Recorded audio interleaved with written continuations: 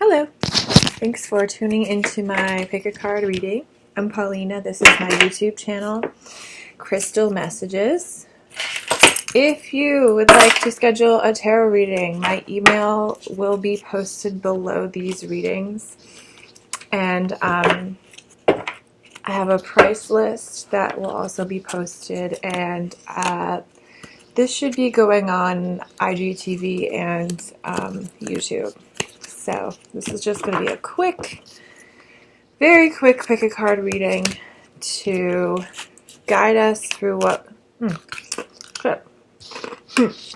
we need to know for the next, let's say, 3 days. All right. If you're new, which probably you are, since I don't have any followers yet, or maybe you're watching this in the future, thanks for tuning in. Please subscribe or like. Yeah, and I'll try to just do a daily or a couple a day messages. Sometimes they're pick a card and sometimes they're other formats.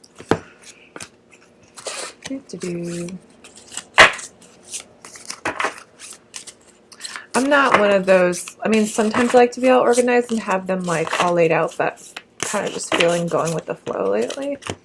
And these are 3 different decks that I'm pulling from. It's John Holland Psychic Tarot of the Heart, Philip Aaron Reed Animal Spirits, and Inner Goddess. I think it's called by Doreen Virtue. I'll try to get one from each.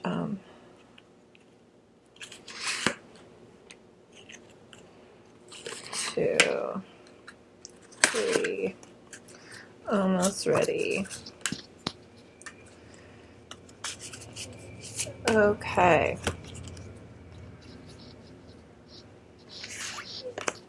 All right. So if you picked, I'm gonna probably put the time stamps below because I love when people do that because it makes me feel like I know what's happening. And if you want, you can just listen to all the messages, or you can just pick one. We're gonna do 3 different messages, so you could meditate for a second and think which number resonates the most for me, 1, 2, or 3, or you could just tune in for all of them. So here we go. All right, if you picked number 1, we got Ixchel. I don't know how you say that. I think it's like an Aztec name. Medicine Woman. You are a channel for divine healing power. Then we got Seek, which is cool because there's birds. So maybe we'll talk about bird symbolism. And Overcome Any Obstacle, Rhino Spirit. And then we got numbers 5, 9, and that's it. So with these messages, maybe you're going through a situation where you're being asked to be a healing source to others. And that's totally cool. That's probably if you're listening to this, you were drawn because you have an empathic nature to you. And we want to remember that when we are a divine, or when we're channeling, which often many of us do channel in different ways. It doesn't have to be tarot card reading. That you're not giving your power away, but you're using your power to add to someone else's power. And then we had Seek, and then I want to note that there's 2 birds in the image. I feel like this is, for this card, about seeking something outside of the self, and I want to say relationships because there's 2 birds. So maybe your relationships right now are calling upon you to have healing energy that you innately have. And you can overcome any obstacle. Sometimes in life where we find ourselves at a stalemate, and this card is asking you to bring to mind the image of the rhino just sort of bulldozing through their problems and not giving a second thought to you know, as humans, we can worry, what if this happens, what if that happens? But animals, they just kind of like do what they need to do. Like the Yoda says, do not, what is it? It's like, don't try, just do, or something. And then I want to note the number 5 because I feel like for me, 5, I think about someone, the personality of a 5 is someone who has a charm to them and is maybe thinking about sales or communication with others. It could be also a leadership role.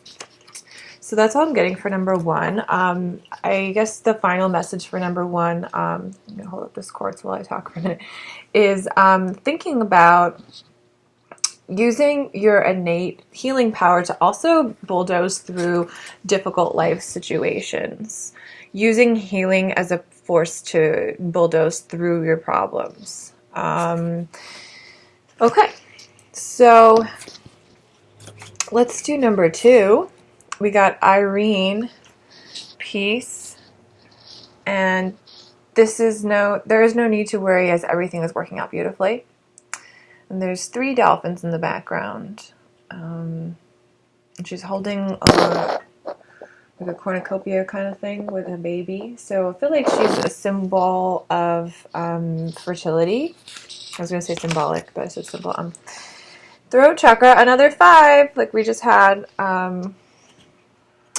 Number 5, I feel like it's a number that drives us forward. It's a positive force, a positive number. Anyway, I don't want to focus too much on numerology. Throat chakra. And then we also got turkey spirit. Give with gratitude and grace. So for number 2, something about resting your mind from whatever worries you're having, because there is a divine plan. Even though some of us might think that sounds like fatalism, or, you know, we could think of the Taoist extreme of going with the flow, going with what is, not being in resistance. And then we could also go with the idea that the way things are right now is how they are supposed to be right now, which can be hard to accept, but Law of Attraction says if we accept what is, then we can change it. It's when we're fighting what is that's makes it make it really hard to change the energy. Okay, turkey spirit, give with gratitude and grace. And it's number 7. Lucky number 7, 7th heaven, nirvana is 7. It's the 7th Buddhist. Anyway, I think it's funny that that number, it has a lot to do with divinity. Like there's a lot of divine things that have the number 7. I can't think right now. There's 7 oceans. There's 7 seas. There's definitely, I'll just put it in the comments, but there's other things that are like divine sequences that the number 7. So I think it's important that this is something about gratitude and how you're communicating with, how you're speaking with others. Maybe you need to express your gratitude to someone, and in doing it, in expressing our gratitude, we can find peace, because if we appreciate what we have now, it's only going to create more abundance. So you might want to make a list of gratitude, like positive aspects, and then you can maybe verbalize that to someone with your throat chakra, and focusing on peace. Okay. I keep holding this up because it's a little piece of stained quartz, and it's going to transmute the energy between readings, because it is all the same, definitely the same issues, because it's the same reading, I'm the same person, it's the same moment in time, so a Law of Attraction is going to bring similar cards, similar issues, similar people watching. But this is going to just like, it sounds kind of woo-woo, but I really believe in stones and the power of crystals, and that this is supposed to absorb any negativity. So that's why I keep holding it, just mentioning it. Okay, we have for number 3, White Tara, sensitivity. You are becoming increasingly sensitive. Avoid harsh relationships, environments, situations, and chemicals. If you are watching this, I am someone who hates chemicals. Like, I won't buy like any industrial brand of like cleaner. I'll just buy like the natural dish soap and what am I trying to say? Those things can be irritants for people who are highly sensitive, and not just like your emotional or like your auric field, but your health. Like if you have hypersensitivity 1 or 2, for example, like if you know anything about allergic reactions, those things can be irritants. Anyway, so it's not just chemicals, but relationships and situations and environments. I know for me in my life currently, I've had to like think about that a lot, being a highly sensitive, intuitive person, about what environment I'm putting myself in, and sort of rearrange my life to do that, to be in my power. Anyway, I want to talk a little bit more about that in the end, about empathic power. Just breathe. I feel like it's pretty self-explanatory. If you haven't checked it out, there's this great website called fragrantheart.com that has a list of guided meditations, and it's completely free. And each one, a lot of them focus on the breath work. In yoga, we call that the Ujjayi breath, the deep breathing. Sorry, my dog is fussing. And breath work can help you with your sensitivity if you're like in a stressful situation, focusing on your breath. Number 4, I think about the earth, stability, like, what am I trying to say?